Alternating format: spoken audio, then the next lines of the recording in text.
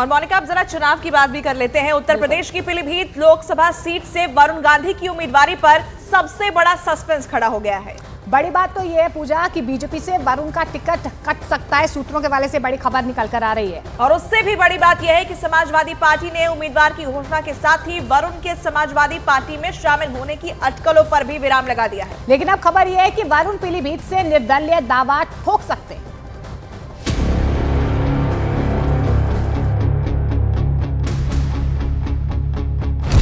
वरुण गांधी पर सबसे बड़ा सस्पेंस। क्या बीजेपी से बगावत करेंगे वरुण गांधी? पीलीभीत पर वरुण गांधी की दावेदारी। उत्तर प्रदेश की पीलीभीत लोकसभा सीट पर सबसे बड़ा सस्पेंस खड़ा हो गया है। बीजेपी के मौजूदा सांसद वरुण गांधी ने नाम की घोषणा से पहले ही दबाव की राजनीति शुरू कर दी है।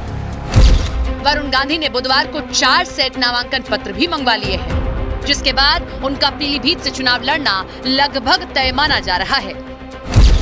बड़ी बात है कि अब तक बीजेपी ने पीलीभीत सीट पर प्रत्याशी की घोषणा नहीं की है और दूसरी तरफ समाजवादी पार्टी ने भगवंत सरन गंगवार को मैदान में उतार दिया है, जिसके बाद वरुण गांधी के समाजवादी पार्टी में एंट्री के चांस पर भी सस्पेंस खड़ा हो गया है।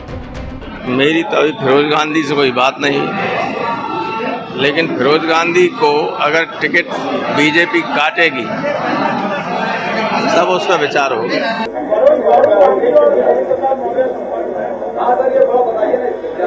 नहीं, हमारे कोई संपर्क में नहीं, हमारे पे कोई संपर्क नहीं। समाजवादी पार्टी के प्रत्याशी की घोषणा के बाद अब दावा किया जा रहा है कि वरुण गांधी को अगर बीजेपी से भी टिकट नहीं मिला तो वो निर्दलीय ही चुनाव लड़ सकते हैं। वरुण गांधी पीलीभीत लोकसभा सीट से 2009 से पहली बार सांसद चुने गए थे। हालांकि 2014 में उन्होंने सुल्तानपुर सीट से चुनाव लड़ा और दूसरी बार सांसद बनकर आए, लेकिन 2019 में बीजेपी ने पीलीभीत से उन्हें टिकट दिया और वो तीसरी बार सांसद बने। लेकिन अब सवाल 2024 का है। खबर है कि पीलीभीत से वरुण गांधी का टिकट कट सकता है। और बिहार का सियासी पारा भी आजकल ऊपर है, क्योंकि बिहार में चुनाव और चुनाव में बाहुबली का नाता पुराना रहा है। पूजा, बिल्कुल, और 2024 के लोकसभा चुनाव में भी कमोबेश यही तस्वीर देखने को वहां से मिल रही है। कई बाहुबली जहां पर टिकट पाने की कतार में है, तो वहीं कुछ ने बैकडोर से राजनीति में एंट्री का मन भी बना लिया है। और ऐसा ही एक नाम पिछले 2 दिनों से बिहार के राजनीतिक गलियारों में सबसे ज्यादा चर्चा में है, और वो नाम है अशोक महतो का। कानूनी पेचीदगियों की वजह से खुद चुनाव ना लड़ पाने वाले अशोक महतो ने 55 साल की उम्र में शादी की है। अब वो अपनी पत्नी को चुनावी मैदान में उतारने की तैयारी कर रहे हैं।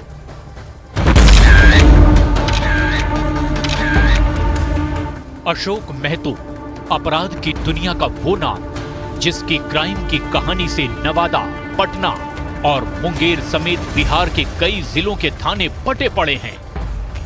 2001 में हुए जेल ब्रेक में आजीवन कारावास की सजा काट रहे अशोक महतो भी इस बार चुनावी मैदान में उतरना चाहता है, लेकिन उनकी इस चाहत में सबसे बड़ी दिक्कत बना है सजा याफ्ता कैदी के चुनाव न लड़ने का कानून। लेकिन चुनाव है तो नेताजी कहां मानने वाले हैं, लिहाजा नवादा के बाहुबली नेता अशोक महतो ने आधी रात को गुपचुप तरीके से शादी रचा ली है। 55 साल के बाहुबली अशोक महतो ने पटना जिले के करौटा में जगदम्बा मंदिर में अपने परिवार और समर्थकों की मौजूदगी में शादी रचाई। अशोक महतो ने खुद से 16 साल छोटी मुंगेर जिले की रहने वाली अनीता देवी से शादी की है। खबर है कि लालू यादव के आरजेडी के टिकट पर वो मुंगेर से अपनी पत्नी को चुनाव लड़ाएंगे। हालांकि आरजेडी की तरफ से अभी तक उम्मीदवार और सीटों का ऐलान नहीं हुआ है, मगर ऐलान होते ही बहुत कुछ साफ हो जाएगा। इसीलिए वो शादी करके अपनी पत्नी को चुनाव में खड़ा करेंगे। हालांकि अभी तक ये तय नहीं हुआ है कि वो नवादा से चुनाव लड़ेंगी या मुंगेर से, मगर दोनों सीट पर उनकी निगाह बनी हुई है। अब सवाल है कि बिहार की राजनीति में अचानक चर्चा का केंद्र बने अशोक महतो आखिर हैं कौन? अशोक महतो का गिरोह 1990 के दशक में हुए जातीय संघर्ष में चर्चा में आया था। अशोक महतो ने नवादा, नालंदा और शेखपुरा से अपराध की दुनिया में कदम रखा और देखते ही देखते वो इन जिलों में आतंक का पर्याय बन गया। इसके बाद कई नरसंहार में अशोक महतो का नाम आया।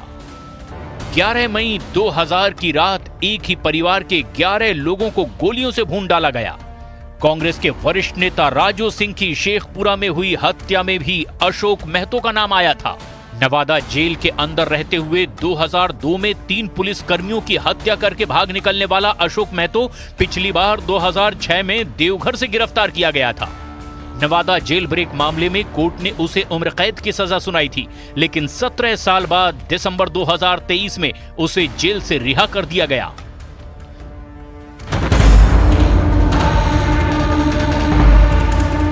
जेल से रिहा होने के साथ ही अशोक महतो चुनाव लड़ने की जुगत में हैं और सियासी पार्टियों से टिकट पाने के लिए आए दिन अपनी ताकत का एहसास कराता रहता है। बीते दिनों अशोक महतो ने मुंगेर में रोड शो भी किया था। अशोक महतो का दावा है कि आरजेडी ने उन्हें टिकट देने का वायदा किया है।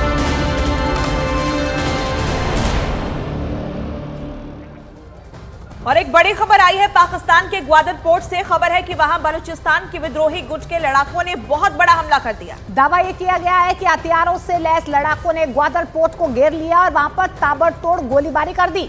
यही नहीं, वहां जोरदार बम धमाकों की भी आवाजें सुनी गई हैं। खबर यह भी है कि इस हमले ने चीन की भी नींद उड़ा दी है, क्योंकि दावा यह किया जा रहा है कि विद्रोही गुट के लड़ाकों ने वहां पर चीन के प्रोजेक्ट्स में काम करने वाले उसके नागरिकों को निशाना बनाया। और इस हमले में अब तक 7 लोगों के मारे जाने की खबर सामने आई है।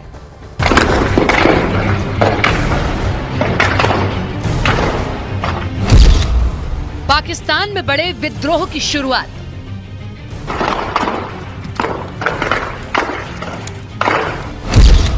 पाकिस्तान के ग्वादर पोर्ट पर बड़ा हमला।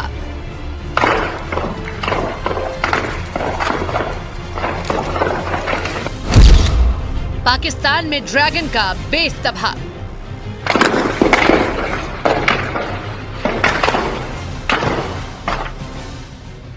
पाकिस्तान के ग्वादर पोर्ट पर हथियारों से लैस लड़ाकों ने बड़ा हमला कर दिया।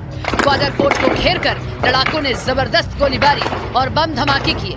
लड़ाकों ने इतनी ज्यादा गोलियां बरसाई कि पूरा इलाका दहल गया।